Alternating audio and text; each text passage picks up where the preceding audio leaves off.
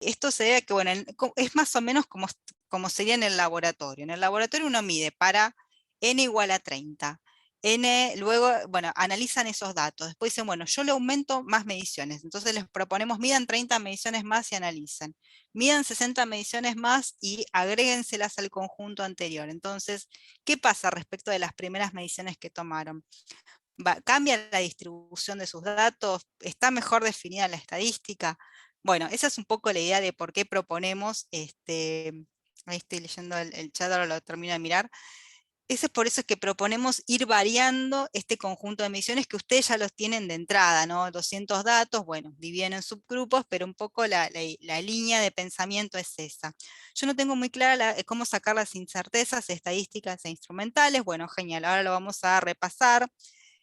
También les recomiendo también que miren, lean los apuntes que están subidos en el campus, que también se discute un poco eso. Pero ahora repasamos algunas cositas. A ver, déjenme empezar por esto, ¿no? Por el tema de, muchos tenían dudas de cómo hacer estas comparaciones con los valores de la media, moda y mediana, ¿no? Entonces, para empezar a hacer la comparación, bueno, tengo que recordar un poco qué significa moda, media y mediana. La moda es el valor que se repite más veces, ¿no? Que por ejemplo, para esta distribución en particular, que justo coincidió con el ejemplo que contó Jorge, de las alturas, la distribución para este conjunto de datos tiene esta pinta, ¿sí? Que no es una distribución gaussiana. Entonces acá vemos que la moda, que es el valor que más se repite, cae en este lugar. Mientras que la media cae en la barra que está al lado del histograma y la media cae por acá. Entonces, en este caso, bueno, estas son las medidas de centralización que caracterizan esta distribución. ¿Qué pasa en una distribución gaussiana? ¿Qué esperaría encontrar en una distribución gaussiana? Que estos valores coincidan. Ahora, hay que ser cuidadosos cuando uno dice coincidan, porque esto es en términos generales, pero a nivel experimental lo que esperamos encontrar es que estos valores, si una distribución es gaussiana, estos valores sean indistinguibles, ¿sí? Entonces, esto es a lo que tenemos que esperar ver si se cumple o no con nuestro conjunto de datos, si la distribución es gaussiana. Bien, eso por un lado. Entonces, para eso yo tengo que ver cómo comparar mediciones. Vamos a otra diapositiva que tengo. Bueno, entonces yo cuando quiero comparar dos mediciones, yo ya sé que el resultado de una medición es un intervalo, ¿sí? Entonces yo no puedo comparar el valor absoluto de una medición con el valor absoluto de otra, sino que lo que tengo que comparar son intervalos y ver si esos intervalos se solapan en algún punto, ¿sí? Entonces, si eso ocurre, lo que decimos es que las mediciones son indistinguibles entre sí. Esto es lo que se conoce como el criterio de diferencias significativas. Entonces, en vez de estar dibujando intervalos, lo que vamos a hacer es una cuenta, ¿no? Es ver si dos intervalos se solapan en algún punto, es hacer esta cuenta. Acá debería ser un menor o igual. Entonces, tomo la diferencia de los valores absolutos, supongamos que tenemos una medición x1 más menos su error y x2 más menos su error. Entonces, tomo el módulo de esta diferencia y me fijo si es menor o igual a la suma de sus errores. Acá este módulo está de más, porque en realidad los errores son positivos. Si se cumple esta desigualdad, entonces las mediciones son indistinguibles, ¿sí? El que llamamos entre nosotros iguales, pero bueno, no podemos hablar de iguales, ¿no? En laboratorio saben que no es un término que se utilice, sino que se habla de mediciones distinguibles y si son distintas son perdón, si son iguales son indistinguibles y si son diferentes, es decir, los intervalos no se solapan, se dicen que las medidas son distinguibles entre sí. ¿Me siguen un poco con esta idea? Pueden interrumpirme, pueden parar. Yo sé que voy hablando rápido, estamos en el cierre, pero vamos a volver con estos conceptos la próxima clase. Ahora, todo esto, ¿por qué los estoy contando? Porque, bueno, lo que vamos a comentarles ahora al final es darles una ayuda de cómo hacer estos análisis, ¿no?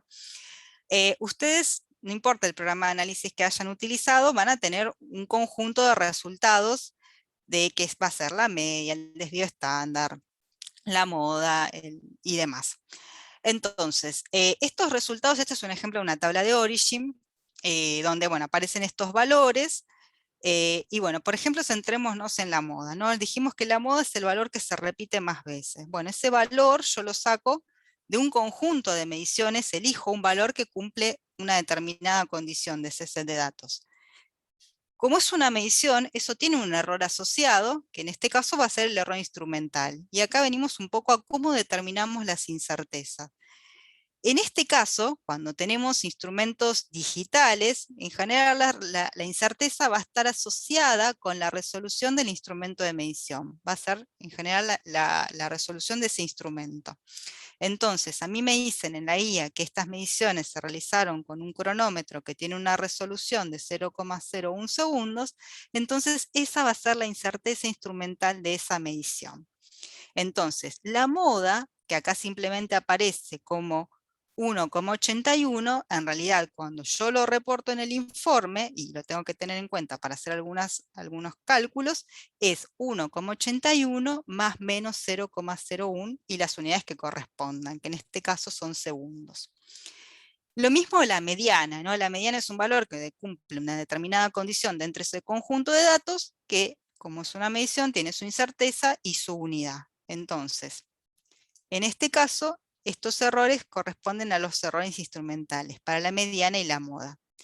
¿Qué pasa con la media? La media es el promedio, ¿no? Yo no tomo un solo valor de ese conjunto, sino que hago un cálculo, es decir, justamente ese promedio, sumo esos valores y lo divido por el número total de mediciones. Entonces, el error que voy a tener que tener en cuenta va a ser el error instrumental y el error estadístico, ¿sí?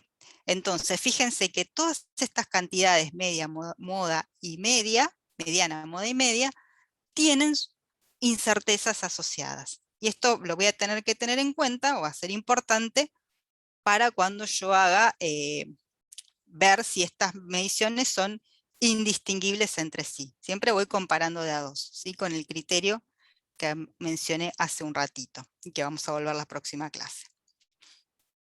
Bueno, entonces tengan en cuenta eso, ¿no? Que estas cantidades que aparecen acá como valores que salen del análisis, como nosotros sabemos que esos valores vienen de mediciones, van a tener unidades e incertezas. Entonces, ¿cómo yo presento esa información? Bueno, obviamente no vale pegar estas tablas, así como vienen de los distintos programas de análisis en el informe, sino que yo voy a tener que transcribir esa información de forma ordenada, con las leyendas en español, unidades, cifras, incertezas, respetando criterios de cifras significativas y demás. Esto también les va a ayudar a ustedes a ordenar la información cuando ustedes hagan las discusiones. Por ejemplo, fíjense que acá están todas las columnas con sus respectivos nombres en español, unidades en el caso que corresponda, y sus respectivas incertezas. Al tener la información ordenada, les va a resultar mucho más fácil el análisis cuando ustedes tengan que contárselo a otro, ¿no? Que ustedes en este caso van a tener que contarlo en un informe. Entonces acá van a tener, por ejemplo, ¿qué cosas podemos mirar? Bueno, ver si estas mediciones son distinguibles o indistinguibles. Acá coinciden de casualidad el valor absoluto, pero yo no tengo que mirar solamente el valor absoluto, sino todo el intervalo. Es decir, cuando me refiero a todo el intervalo es considerar el valor absoluto y su incerteza, ¿sí? Entonces comparo este con este, o este con este, y demás. ¿Qué pasa cuando yo aumento el número de mediciones? ¿Sí? Puedo hacer distintos tipos de comparaciones. El desvío estándar, bueno, podemos utilizar como criterio quedarnos con dos cifras significativas. Esto es un criterio, porque acá no, el desvío estándar es como un error, ¿no? No es exactamente el error de la medición, pero bueno, entonces por ahí quedarnos en particular para el desvío estándar con dos cifras significativas, alcanza para poder hacer un análisis y ver, acá de casualidad estos valores son iguales, pero bueno, podría no serlo, podría darme 0,11, 0,12, 0,10, ¿sí? Pero siempre va a estar fluctuando, es decir, a medida que yo aumente el número de mediciones, no esperaría ver que eso se comporte de una manera monótonamente creciente o decreciente. En cambio, el error estadístico, uno esperaría encontrar que hay que ver qué sucede con sus mediciones, porque yo esto que les estoy contando tienen que ver qué pasa con su set de datos, ¿sí? Uno esperaría encontrar que estos valores sí disminuyen significativamente a medida que aumenta el número de mediciones, ¿sí? En órdenes de magnitud. Veo que hay algo en el chat que no llegué a leer. ¿De qué depende el valor estadístico? Entiendo que te referís al error estadístico. El error estadístico, fíjate que está definido como el desvío estándar dividido el número, la raíz del número de mediciones, ¿sí? Así que fíjate que si este valor permanece constante, tiene sentido que al aumentar el número de mediciones, este valor, que llamamos error estadístico, que es el S of mean, disminuya a medida que aumenta el número de mediciones. Pero como mencionaba Jorge al principio, ojo que yo puedo disminuir todo lo que yo quiera el error estadístico, pero también tengo que ver hasta qué punto eso me conviene, porque lo que no voy a poder sacarme de encima nunca es el error instrumental.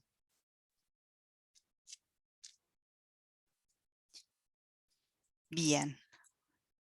Entonces, esos son algunos comentarios y otra cosa que también nos parece importante discutir y que tenía sentido hacerlo luego de que ustedes ya hicieron los histogramas es cómo hacer algunas discusiones sobre los histogramas. Yo acá puse número de ocurrencias, es lo mismo que frecuencia absoluta, ¿sí?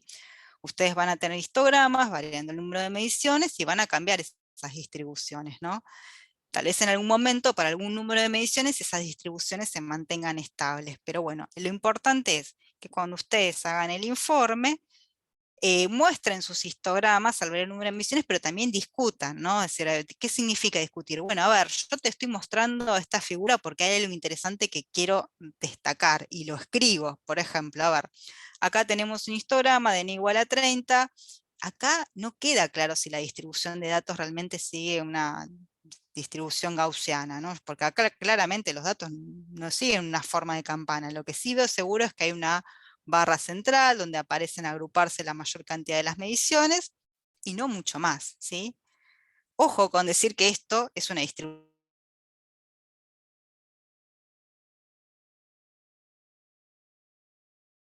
Cambio, esta otra distribución sí parece haber una barra central que decae en forma bastante simétrica respecto de ese valor medio.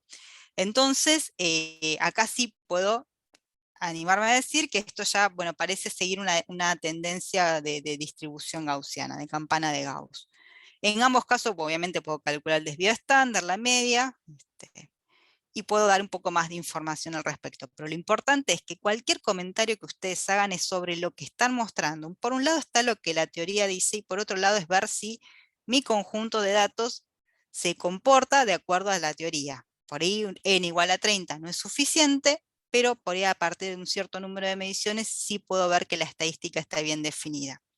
Es decir, que por ahí para n igual a 120 y 200 los histogramas no cambian mucho de forma, ¿sí?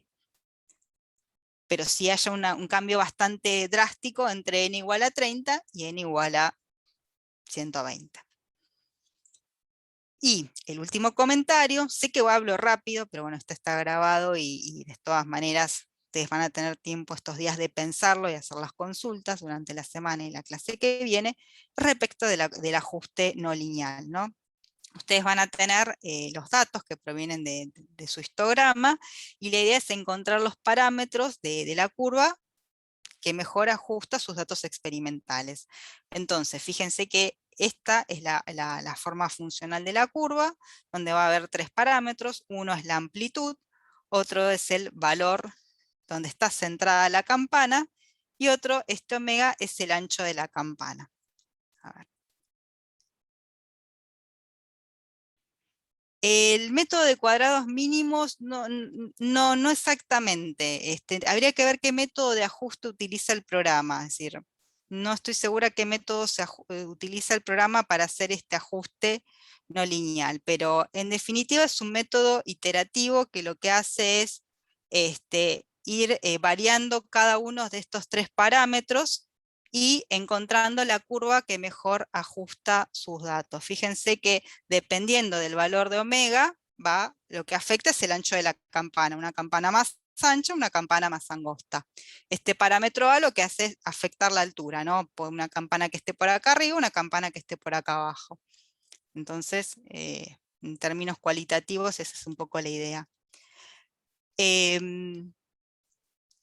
Después, ¿qué más les quería mencionar? Bueno, cuando ustedes hagan estos análisis van a aparecer un conjunto de resultados que de vuelta, ustedes tienen que interpretar o asociar esos resultados con lo que ustedes están mostrando. Es decir, acá son datos experimentales, así que bueno, esos magnitudes, esos resultados van a tener algunas unidades, algunos sí, otros no, eso van a tener que empezar a prestar atención. Fíjense que este XC es el valor central de este conjunto de datos, entonces esto está en unidades de segundos. Lo mismo que el ancho de la campana, ¿no? Porque justamente, bueno, acá dice tiempo, es periodo para sus mediciones, pero en definitiva es una magnitud que tiene unidades. Y A es la altura, entonces acá como este eje Y no tiene unidades, acá va sin unidades, ¿sí? Entonces presten atención que estos resultados tienen una incerteza, esta incerteza proviene del ajuste, pero tienen que respetar el criterio de cifras significativas. Entonces repasemos un poco eso. Tenemos en el criterio de cifras significativas que considerar primero el error, redondearlo a una cifra significativa, y luego reescribir el valor de la magnitud, a ver si es necesario redondear o acotar. Y lo último que quiero mencionarles es, bueno, una vez que yo tengo estos resultados, ¿qué hago? Bueno, puedo decir un poco más, ¿no? sobre estos resultados. Puedo comparar, por ejemplo, el X central con el valor promedio. ¿Sí? Fíjense que los obtuve por dos caminos distintos. Este valor proviene de un ajuste. Este valor proviene de hacer un promedio. Entonces, si bien son por dos caminos distintos, como la distribución es gaussiana, yo espero que estos valores coincidan. ¿En qué sentido? En que sean indistinguibles. Lo mismo puedo comparar el ancho de la campana, que aparece acá, este término, con el desvío estándar. Entonces, bueno, pueden hacer también luego esas comparaciones, que probablemente no hayan llegado, tal vez al final de la clase, algunos sí, algunos no, pero bueno, esto es un trabajito extra que pueden hacer para luego poder hacer una mejor discusión de sus resultados en el informe. No sé, Jorge, si querés comentar algo más. Y esto va a estar subido ya al campus, así que está en la clase en la semana en la carpeta de esta semana, ya subí este PDF para que les sirva de guía o de ayuda para más o menos ver cómo arrancar las discusiones y análisis de sus mediciones. Nada, algo que está bueno pensar es que no dejen el informe, esta práctica lo van a entregar recién en 2 semanas, una semana después de que hagamos la segunda parte. Si pueden ir trabajando las partes del informe de esta primera etapa ahora, va a ser mejor, porque si quieren resolverlo todo el último fin de semana, no van a llegar. Eso se los aseguro. Así que mejor vayan trabajando algo en la semana. Yo sé que es difícil, pero en todo caso, este fin de semana pónganse con esta primera parte. No dejen todo el informe para la última parte, porque pasan dos cosas. Uno, se van a olvidar de todo lo que hicieron hoy. Y dos, no va a llegar a tiempo a hacer todo lo que queremos que hagan.